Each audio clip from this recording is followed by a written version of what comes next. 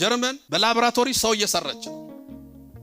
ሰው መስራት ማለት ከወንድና ከሴት የዘር ፍሬ ወስደው የማህፀን ቦታ አዘጋጅተው እያደጉ ነው ልጆቹ አድገው እንደውም እስካሁን ሳይፈለፈሉ አይቀሩ 50 ሺህ ናቸው። ሲፈለፈሉ ምን እንደሆኑ መሰላችሁ? ወታደር እናት አባት የሌለው የማያውቅ የሚደባደብ ወታደር።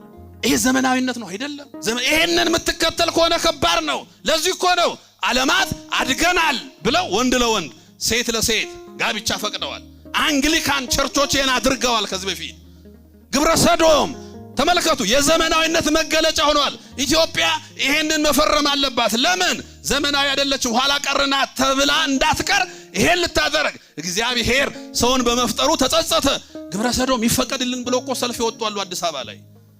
ዘመናዊነት ማለት እንደዛ አድርጎ የሚያስቡ አሉ። ወዳጄ እሱ ዘመናዊነት አይደለም፣ ሞት ነው፣ ውድቀት ነው። በክርስትና ሚዛን ውድቅ ነው። ይሄንን ነው ብዙዎች ዘመናዊነት